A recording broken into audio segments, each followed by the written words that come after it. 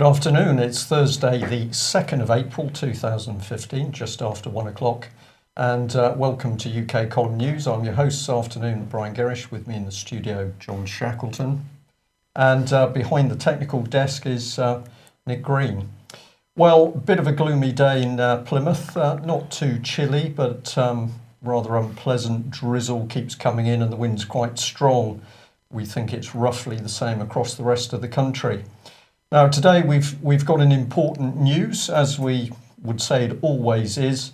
But towards the end of the news, I've got a personal announcement to make about information which has come to the column, which we think we have to push back for the general public to think about and respond to. So stay with us. We've also got a small embedded interview, which I did yesterday with Mark Anderson from American Free Press. And I'm sure you'll find that very pertinent and interesting. Well, I think we'll kick off with the sheer brutality of the British state, currently under, of course, the Conservative Lib Dem coalition. Well, of course not, because at the moment we don't have any MPs. Who's running Parliament, do we think, at the moment? Nobody's running Parliament at the moment. Nobody. Who's running the country? Well, nobody's running the country. I think, the police, I think, would like to think that they're running the country. It's an interesting question, isn't it? We've got a situation where Parliament's dissolved, so the MPs are earning money for doing no work. We are not sure who's running the country, but presumably the higher echelons of the civil service, Sir Bob Kerslake, or is it even Gus O'Donnell there somewhere hovering in the background? So interesting situation. But we know that the reality of life in Britain 2015 is not nice. Let's look at this Mail story where a veteran who suffered years in German prison camps and then did a particularly harsh forced walk as the Russians started to invade and move westwards. So the Germans started to move prisoners back west.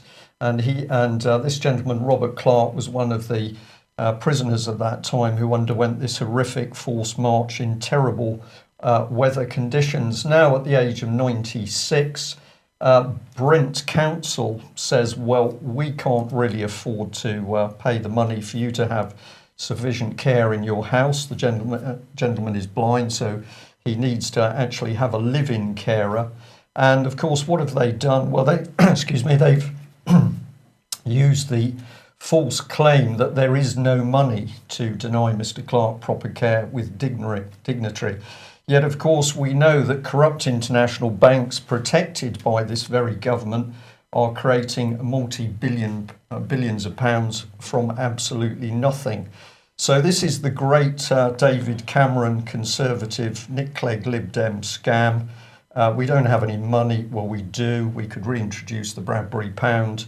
But the reality is we're not going to care for people like this that we owe our very existence and democracy to. We do. We own our entire democracy. They've brought together our constitution. They've brought together our civil liberties, our civil rights, and now this poor man is getting his civil liberties broken and denied. They're getting denied completely. It's horrific, isn't it? It's horrific, but it's the government, of course, that we, over many years, have all helped to bring into power. So what else is going on in the background? Well, the key theme, of course, is the abuse of children. And UK Column is absolutely not going to let go of this subject because this is at the heart of all political criminal activity in this country. So interesting story from the London Evening Standard here. And a woman suspected of trafficking 40 children into Heathrow as the ringleader of child sex smuggling gang arrested in Nigeria. Now, why were we so interested in this story? Well, let's remember what the two young Hampstead children talked about when they revealed the sickening abuse that they had suffered. And they said very clearly that other children were being brought into the country for abuse. They even mentioned Africa as a source and talked about children coming through airports. But it's taken a single judge, Mrs. Pawley, in a secret court to say that the video testimony of the children was effectively a myth And this single judge then blamed the mother for torturing the children in order to create a story which was complete myth. Well, we remind people that this gentleman, Ray Savage, is on video as an ex-policeman of 20 years and a former detective sergeant, saying that she, the mother, was speaking 110% truth, and also pointing out that there had been no proper police investigation of the case. So here we have the reality of what's happening in Britain. The British government, the political system, and the highest levels of the police are covering up the abuse of children and indeed the murder of children. What is the reason for that? Well, they're not only covering it up, are they? I mean, if you look at it, some of these police constables are being promoted when they're making mistakes. It seems to be very crazy that you promote somebody who makes mistakes, they say sorry, and they get an extra £40,000 plus in their pay packet. I mean, it doesn't make sense, but perhaps we could say it does make sense if we start to look at how some of these people are trained. And of course, if we look at the training agenda of the political charity Common Purpose, which first came into power as a result of John Prescott, Deputy Prime Minister to Tony Blair. But then, of course, Common Purpose has drifted through the structure to enjoy the patronage of David Cameron under the Conservatives. What Common Purpose says, it's only natural to make mistakes.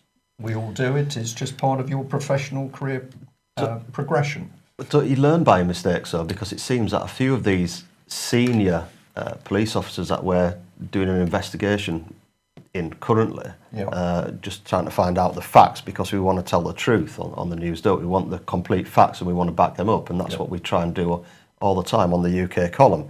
So we investigate different areas, whether it's anybody, it doesn't matter whether it's police, a corrupt judge, an individual, social services, whatever the situation. And it's quite interesting. I looked at something today about this new organisation, which is NPOCC, is it? NPCC, it's the National Police Coordination Centre. Right, okay. And one of the guys there, a guy called Chris Greeney, is a strategic lead and has expertise in domestic extremism. What is domestic extremism? Well, I think, sorry for the question. I think it's us. I think it's us. You're not really, because I've challenged you a bit over the last couple of days. According to David Cameron, you are watching domestic extremism now, because anybody who dares to challenge this government, even if they are non-violent, you're a non-violent activist and you're effectively on the domestic extremist list. So we're telling the truth, we're investigating properly, we're picking out news stories from various sources and agencies, and that makes us, what do I call it? That makes us domestic extremists. Yeah. Very interesting scenario, isn't it? It is, and we're going to look into that deeper. Let's follow on from this story. So we'll stay on the subject of child abuse. Let's have a look at what the Nottingham Post has to say. Well, here they are. Police draw up an action plan to respond to a damning inspection report. And here's the lovely lady herself. This is Superintendent Helen Chamberlain. Let's see what she's got to say. Well, she's head of public protection at Nottinghamshire Police, and she said, "We welcome the inspection and the findings of the inspection. We've been working with our partners, including the local authorities and the CPS, to address some of the issues and have drawn up an action plan as requested. We've started, if not done, a lot of work already, and we're confident that within 6 months we'll see many improvements in our approach." Now, if we just look at that statement by her, the first thing she says is that she welcomes the inspection and the findings. Well, the findings are that there are shambles and they failed children. I don't know why she'd be welcoming that, but she seems to be. And we then see that she said, well, basically they've addressed some of the issues, not all of the abuse issues, but some, and they're feeling quite pleased with that. But I'll just add this, and we can probably pull it apart a bit more. We're going to say this is utter propaganda, because this is the same Nottingham police that harassed and terrified abuse victim and whistleblower Melanie Shaw and made sure that she was put back in prison. And according to Melanie, Miss Chamberlain herself was in communication in rather dubious circumstances at various points. And yet here is this woman now being paraded. I presume this is the good-looking lady card being played here. Bit of a blonde bombshell. Let's put her in front of the police station to say, well, we haven't really sorted all the problems out, but we're very glad we've had a report criticising us. Yeah, it's an interesting one because we also do the story on Mickey, don't we? Mickey up in Nottingham and the guys, Mark Ceylon's up there and a good crew. In fact, if I may... You may. Yes. The Crawford family, specifically Tom, has got a meeting tonight in Nottingham, in Carlton. Now, if anybody wants the details, if they contact us at the UK column or contact myself or Brian or one of the team, we will direct you to where that meeting is going. But there's going to be some interesting speakers there, let's say, good friends of ours, good friends of the column, that are going to be there speaking on things like Nottingham Police and the paedophile ring, because Nottingham Council are also involved in these cover-ups and events, yes. So yeah, that's something that I wanted to put in there. And it's from 6 o'clock this evening, that is. Okay, so we hope that those attending that meeting won't be regarded as domestic extremists by David Cameron. Well, if you are, don't worry about it. We'll be coming on to Mr. Cameron in a minute. But as we watch the police lie, put out propaganda, spin and deceit, we could ask the question, have the police changed in the performance of their duties as a result of training? And of course, it's been the UK column that's warned over many, many years about the infiltration of police training by organisations such as the political charity Common Purpose. But thank you very much to our viewers who sent us an email alerting us to this. Now, we're simply asking questions here, but here's CNN talking about the Lufthansa aircraft, German wings that crashed. There's a lot of speculation about it. And one of the things that's emerged is that the pilot was apparently having some depression issues. And of course, this has been picked up as a possibility for the subsequent crash of the plane. These are some of the comments that were within that CNN article. A spokesman for the prosecutor's office in Dusseldorf said Lubitz suffered from suicidal tendencies at some point before his aviation career. Medical records revealed that he was suicidal at one time and underwent psychotherapy before he got his pilot's license. And the prosecutor's spokesman has commented on that, but said there's no evidence suggesting that he was suicidal or acting aggressively before the crash. Now, I'd just like to highlight this little bit here of the psychotherapy, because if you look into psychotherapy, it is actually unregulated and it's causing great controversy with clinical psychologists and indeed psychiatrists. And one of the things they say is that people are using these sorts of techniques, but they're not really clued up on what the total effects can be. Now, if there are people out there who are psychotherapists, they'll be saying, but we only go out to help people. My point is that you would presumably know the medical and mental health history of any person you were going to use psychotherapy upon. However, what we know is going on, that many quasi-political organisations are using therapeutic type techniques, but of course with little understanding of what the effects are. So we just put that one back on screen. Nick, let's add a bit to it, because this was the question we wanted to say. Did the pilot receive common purpose reframing as well as undergoing that psychotherapy? Now, why should we ask that question? Well, we're going to ask that question because this is what was sent through to us. Here's the Chief Executive, International Marketing Partners for Common Purpose, Alison Stewart-Allen, and she's award-winning Executive Education Program Director. She's worked with Fortune 100 companies, business schools, consultancies, creating memorable experiential programs with proven and lasting results. And she's worked with all sorts of people, including BAE Systems, HSBC, UBS, BBC Worldwide, Schroders, She seems to have been everywhere. If we have a look at this in a bit more detail, this was the bit that was pointed out. This lady has been designing, developing and delivering 3-module leadership programs for Lufthansa's top 110 leaders worldwide, further building their strategy, transformation and leadership capabilities. So the question was, as a result of this training, did Lufthansa go on and provide common purpose type training to pilots, for example? And if so, what did that training comprise? Before I just let you come in there, John, I'll follow the rest through. Designing, developing, delivering 3-module leadership programs for BAE Systems on their global activities.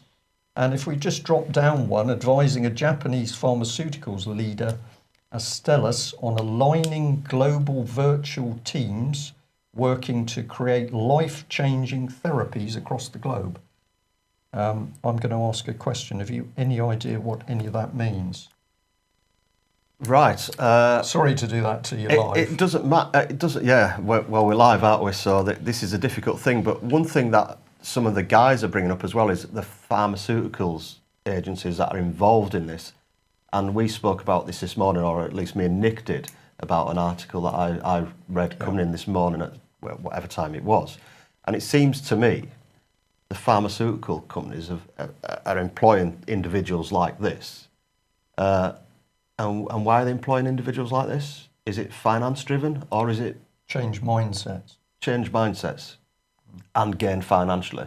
Yes. You know, so they're using the more expensive drugs and they're messing about with people's minds. Yeah.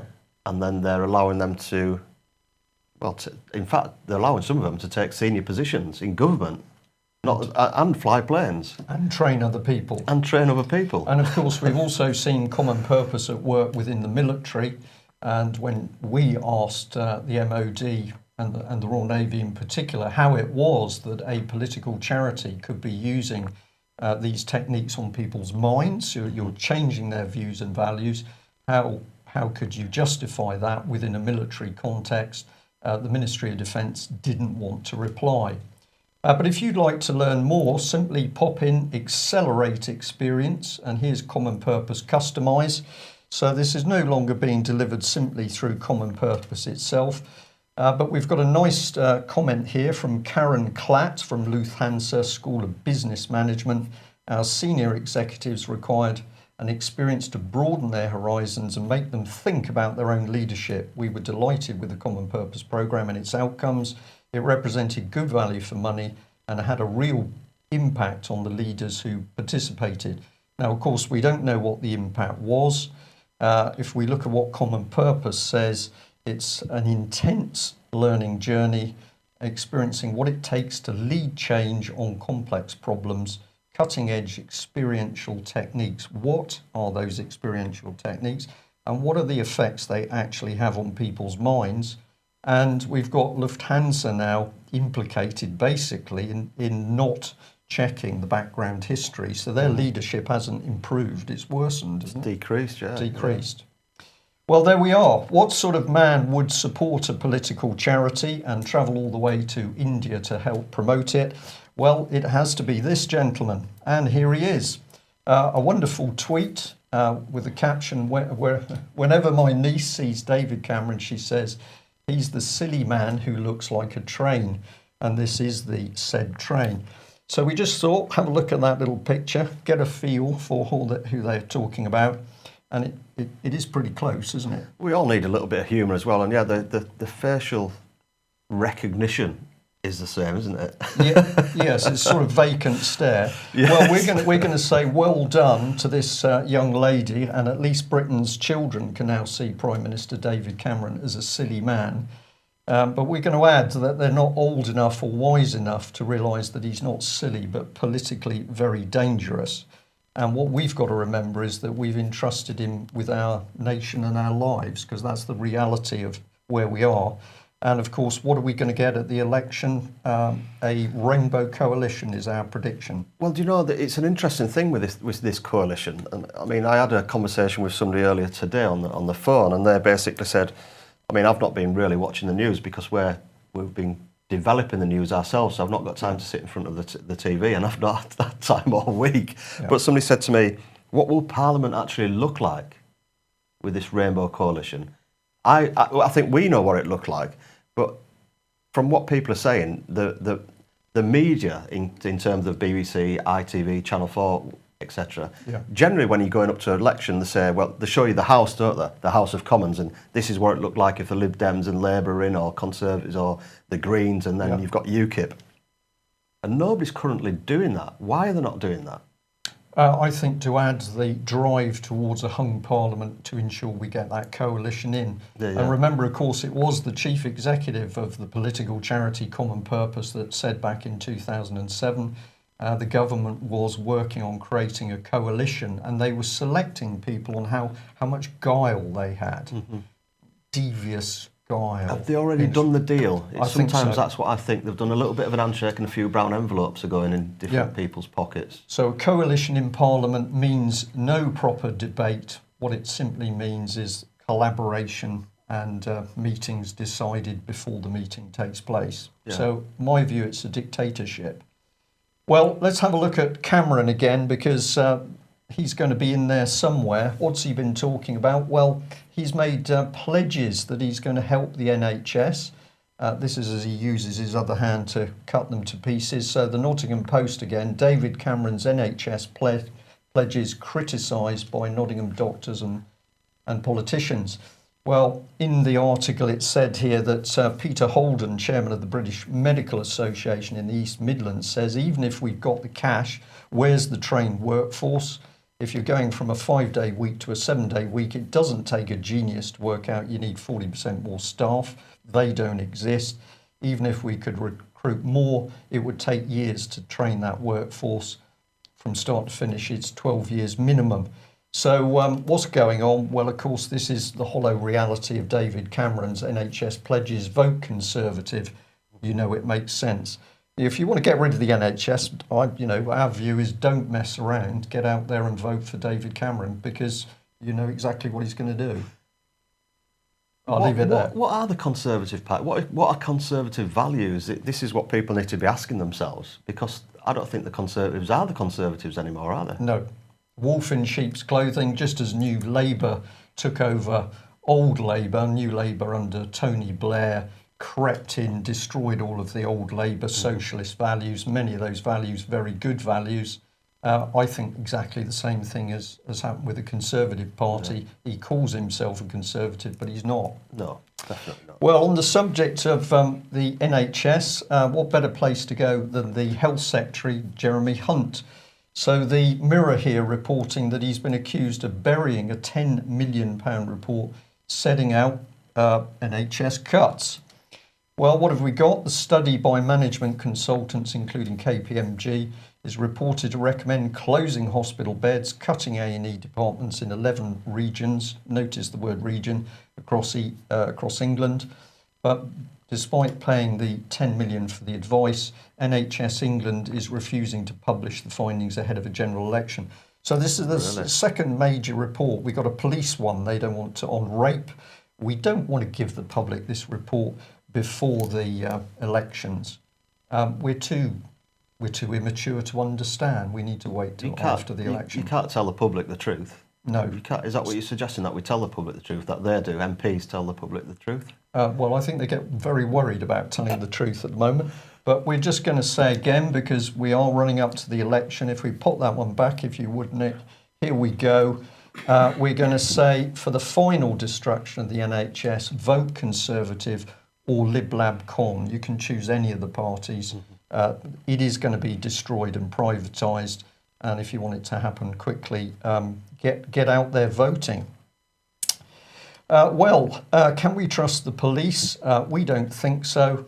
We're going to go to Wales, North Wales, in fact, and the Daily Post, where Simon Newport, chairman of the North Wales Police Federation, has said that police officers have been warned not to wear uniform to travel to work because they're going to be topped by ISIS, apparently. Really? Well, I don't know whether the ISIS people will be wearing their daffodils, but apparently all the police in Wales got to be pretty worried about that. Should we just have a look at what he said here? Because it goes on. He said the advice is only precautionary. It's part of national guidance being given. Obviously, you don't expect a terrorist attack, but it could happen. When you're in uniform, you can present a target. ISIS have put out a video saying police officers are a fair target. It's about being aware of the dangers. As police officers, we face a double jeopardy because if we see a crime taking place off duty, we're supposed to intervene, but then we identified ourselves.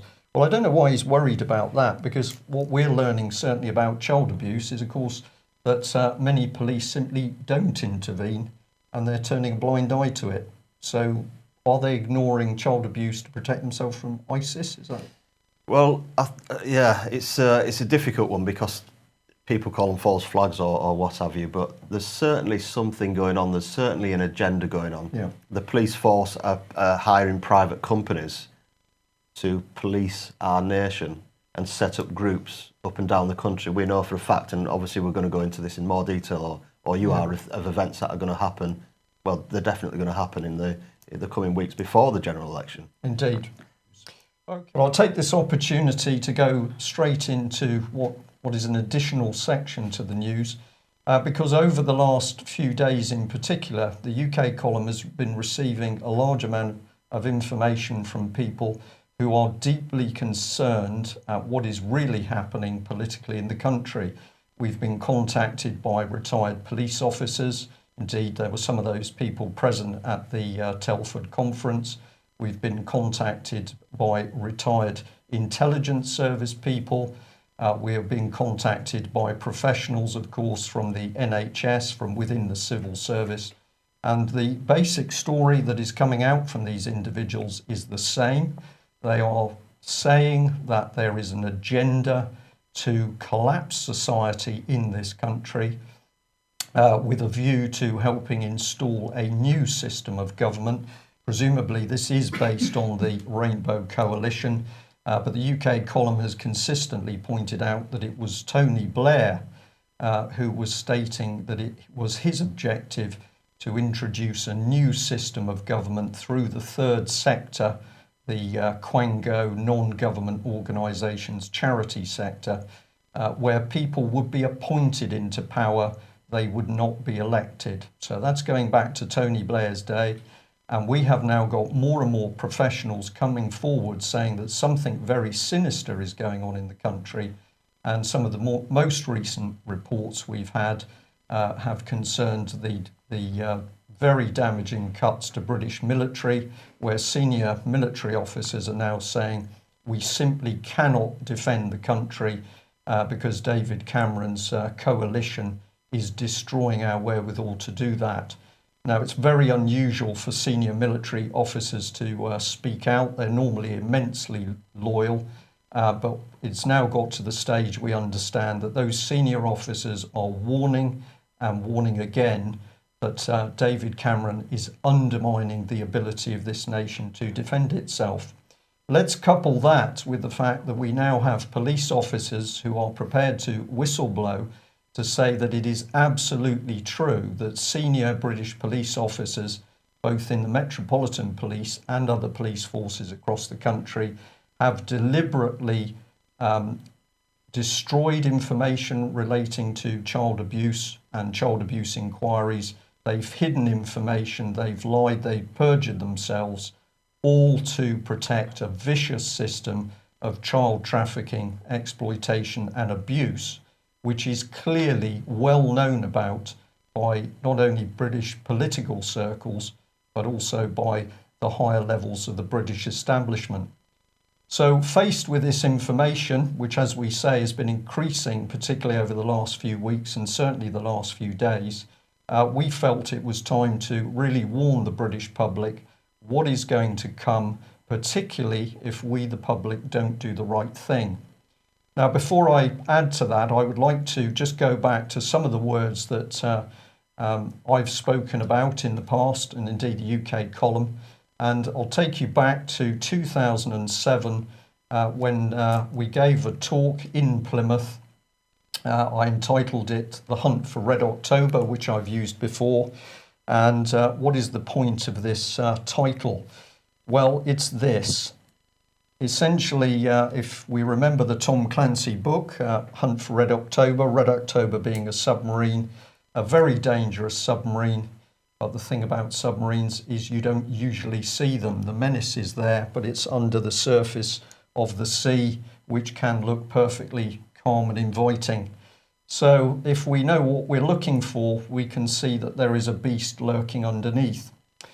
Well, what's all this got to do with British politics? What I'm going to say is that many people have been warning over a great many years that something very nasty and subversive was at work within the political system within UK. And I'm going to say today with some force that it's clear to us that that beast is now emerging and showing that the intention is to utterly destroy the normal order and behaviour of this country. Well, who gave some clues? This book is one of the best one, in my opinion, written by a gentleman called Christopher Story, unfortunately no longer with us, the European Union Collective, Enemy of its Member States. And if you get hold of this, you can download it as a PDF from the internet. In this book, with immense analysis, a lot of very detailed footnotes as well, Christopher Story described the subversion of British politics in order to take on a new quasi-Marxist, fascist political system, which we are happy to call communitarian. And if you want to know, John has just indicated something has changed with the Labour Party. We know something's changed with the Conservative Party. What we think that is a change from traditional political values to communitarianism, which is effectively a dictatorship with some elements of Marxism and some elements of global corporations and fascism. In this book, you can see this very important table.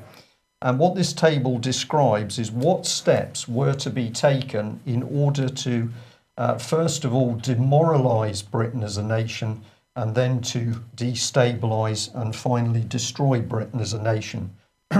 The key areas here, very easy to see: religion, education, media, culture, law and order, family, health, race, labour.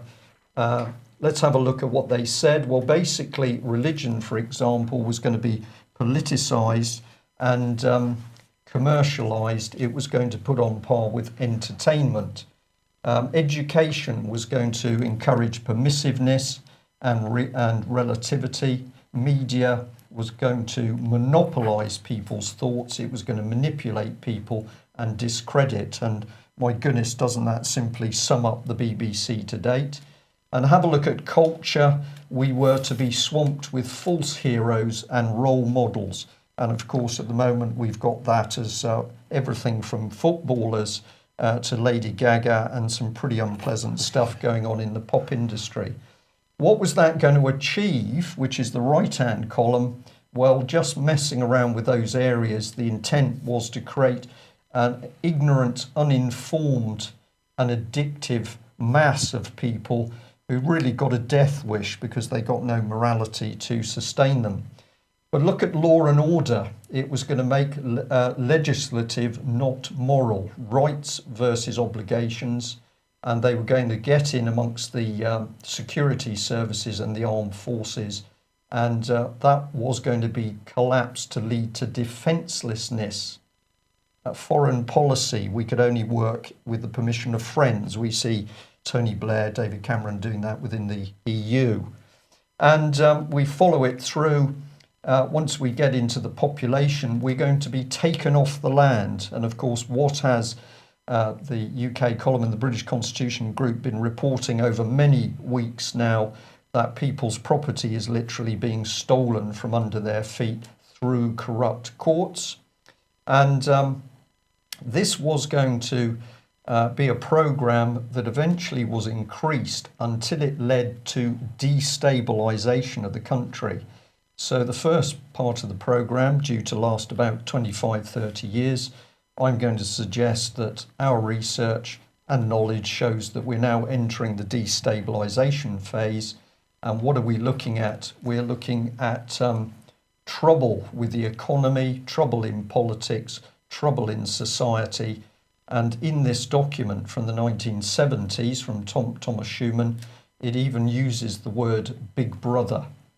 But where does this take us? Well, it takes us to crisis.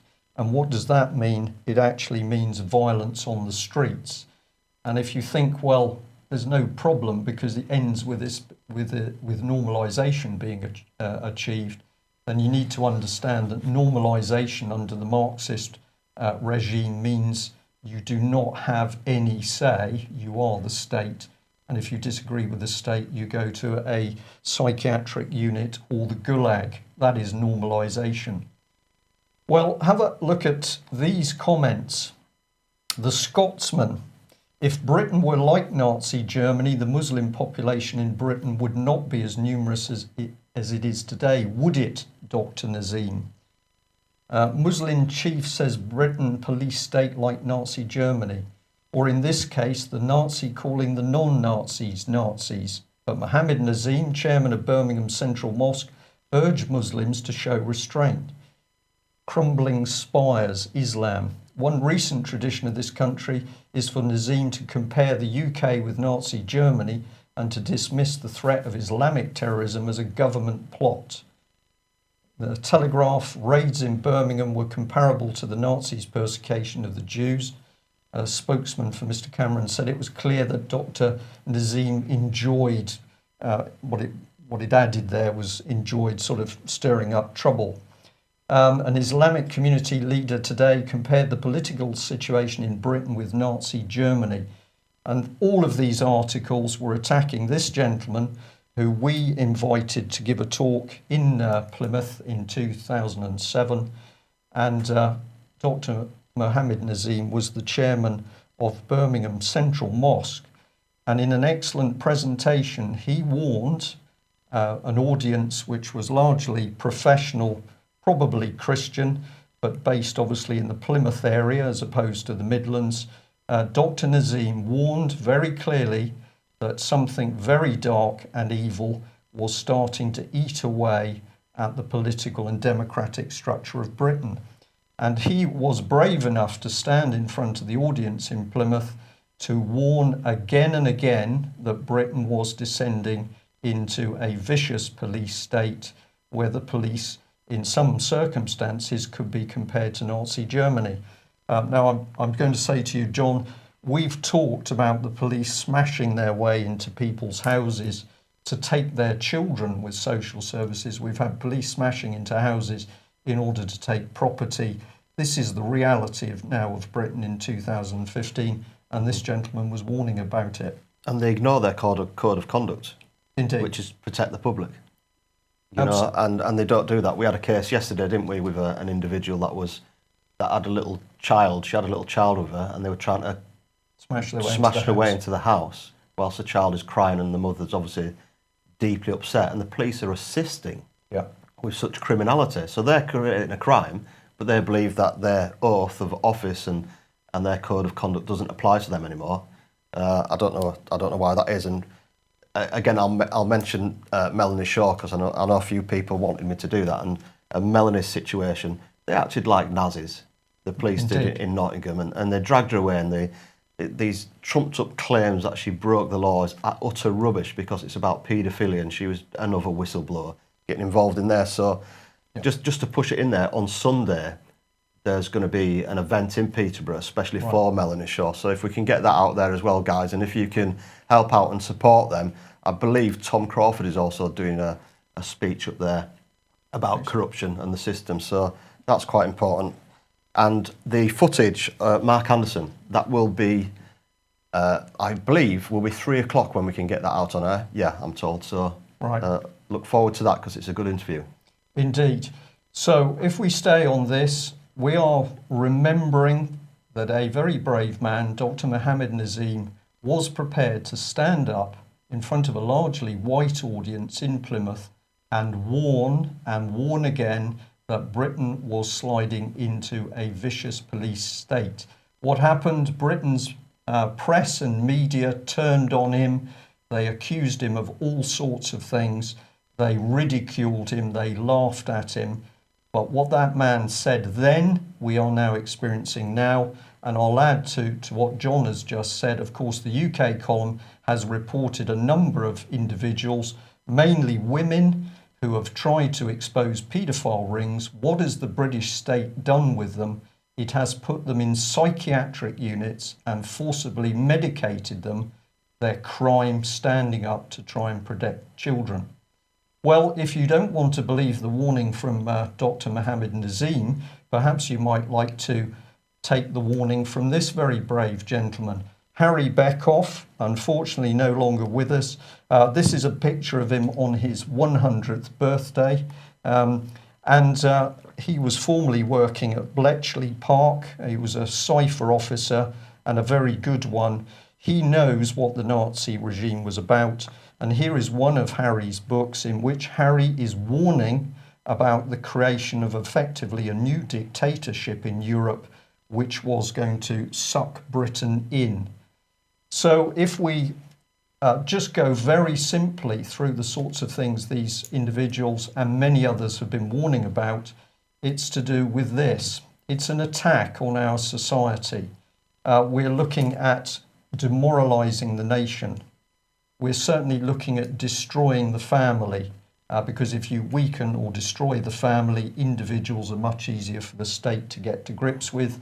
And of course, we want to undermine our youth so that they do not grow into strong, well-adjusted adults. We're going to promote sexual promiscuity and we're going to sexualize children in school. That is happening. It's happening on a day-by-day, year-by-year basis. We're destroying proper education, so children leave school ill-equipped to deal with the basics of a good life. We're undermining the police, we're retraining them, we're reframing them to be aggressive and paramilitary. That is in our face.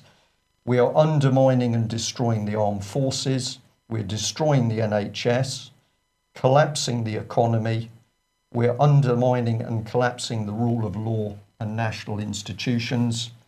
And this is where we get to the key material. We're dividing people in communities and antagonizing them. And the reason that this is being done by our very own political establishment is in order to create violence on the streets. And that, of course, would give the perfect opportunity to bring in draconian laws, curfews, to make sure that liberty has been stripped away at one go. Now, the reason we have given that summary is because the intelligence coming into UK column from a great many professional people is that the agenda is to create violence on the streets by using division between people over the subject of child abuse.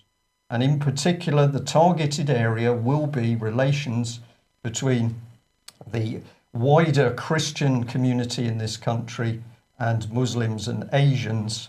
And how is this going to be created? We've had retired police warning us about this. We've got retired military people warning us about this. A effectively establishment agenda to have these people at each other's throats, blaming the other side for child abuse. What better example than Thames Valley Police, where of course it has only been the UK column that warned and reported again and again that when a very brave Asian gentleman, a good Samaritan, went to Thames Valley Police some 80 times to report that white men were abusing white children, Thames Valley Police took no proper action and stood in the sidelines while effectively this gentleman was abused, hounded out of his job and victimised. At the same time, of course, there was massive publicity at the convictions of Asians who had been involved in child abuse, and indeed the media such as the BBC took great delight in even going to local mosques to ask Muslims what they thought about child abuse and the paedophiles. And as the Muslims said at the time, why don't you visit churches when the abuse of children is carried out by white people? Well, of course, the reason Britain's media was doing this was in order to create hostility and division between communities. This brings us to Rotherham. This is a little collection of articles. We've got The Guardian here saying the government is to take over Rotherham Council after damning child exploitation report. Notice nobody has been convicted, nobody has been brought into court about this abuse. And here's the BBC. It can't even sort out abuse in its own organisation, but they're happy to promote that 1,400 children have been abused by gangs of men in Rotherham. And in many of their reports, of course, they're happy to brand those people as Asians and Muslims. We've got a headline here in the article I've just shown you. It's loud and clear: networks of Asian men. And yet what we are not seeing is any full and proper investigation by the police as to the gangs of white men, including people in the political circles. That's all being ignored. The Telegraph here, the same thing: 1,400 children exploited by Asian gangs while authorities turned a blind eye. So Asian, but we can make no progress on Elm Guest House. We can make no progress on Dolphin Square. We can make no progress on white abusers associated with British Parliament. Well, let's enter the Crown Prosecution Service. Remember that Crown Prosecution Service under Alison Saunders worked extremely hard to ensure that abuse victim Melanie Shaw of Beechwood Children's Home, Nottingham, was banged up in prison on very dubious charges. She's still there. But here is the Crown Prosecution Service boasting about the Asian names that have been sentenced as a result of child abuse. So the state focus is Asian, Muslim, Islam, paedophilia. That's the message being put across. There is an underlying message that the only abusers are in fact men. Well, this is a lie, because of course statistics show that roughly 50% of child abusers are women, not according to the British press. And we have a focus on the Asian community. We have total protection of abuse rings being run by some pretty powerful white men. Well, that brings us back to the silly man on the train, because here's David Cameron on the left saying, with regard to Operation Bullfinch, the police investigation into the abuse of children in Oxford, more needs to be done to tackle child abuse. But of course, it took very brave Simon Danczuk to say, well, actually, this is David Cameron who's saying there's nothing to see, move on, there's no child abuse in Westminster. And Simon Danczuk, we have to say, is apparently coming under vicious pressure from the establishment in order to get him to back off from exposing paedophiles within Westminster, or people who've been previously involved as members of Parliament. A lot of pressure coming on this man.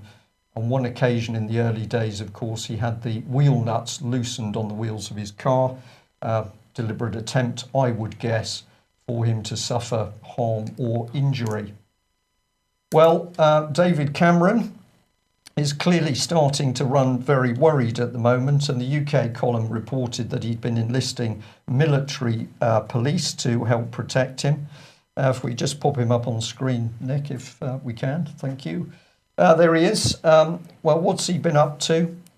This was the key bit. As the police start to have internal problems between the police who are covering up child abuse and the police who want to expose it, obviously they're a little bit uncertain for Mr. Cameron. So he's gone to bring in the military police for his protection. And we said that additional Royal Navy personnel are being trained in close protection to support those people. We asked this question some time ago: is he frightened by the British voters, or had he been a naughty boy in Russia? Well, we're going to say that David Cameron has been naughty in both areas. But what seems to be happening now in Westminster is absolute terror as more and more information comes to the surface over child abuse connected with British politicians. And this brings us to the reports of the professionals who've been kind enough to contact us over the last few days, because they believe it's their personal assessments, not factual, but it's their assessments, that there is an agenda to create violence on the streets, and they're saying that that agenda will be focused on Rotherham, and the agenda will be based on accusations of child abuse from the Asian community. Meanwhile, white so-called Christian abusers are totally ignored by the mainstream press and media. This information we thought was so significant that we wanted to make people aware of it. Of course, UK Column has consistently said that if we want to correct the political system at the moment, people must remain peaceful, we must keep people together, and we certainly must not allow this devious, subversive criminal cabal in Westminster to undermine relations between good people within communities. So that is our warning today, and I will end on the fact that we have warned time and time again that the real political agenda in this country is treason. Happily, it's not just the UK Column that's saying this. This was Breitbart pointing out that when the army may be cut to 50,000, the smell of treason is becoming offensive, and they are absolutely right reporting here that we are witnessing treason. UK Column has reported everything from the British military being given to the French, to British students being betrayed to debt, slavery, and public spending decimated to pay for a banking mafia. Let's look at the full horrible picture. Of course, this was a mix of Cameron and Nick Clegg, but we continually have warned of treason. And if we go back to 2008, with one of our earlier newspapers, we were predicting back then that Britain was going to be abolished. We were warning of treason, and we actually said that the path to the abolition of any form of democracy in this country was the fact that Parliament would be closed on the excuse of refurbishment works. I think we got that right. Well, we'll end you on this. We've been very sad at the disastrous, pathetic reporting by the Daily Mail recently. We shouldn't have been surprised, because in this edition of the UK Column, we reported how the Daily Mail ran a major article on the need to get rid of plastic bags and ignored 3,000 demonstrators outside Parliament who were trying to warn that Britain was being subsumed into a dictatorship. There's the word treason again. We've used it time and time again.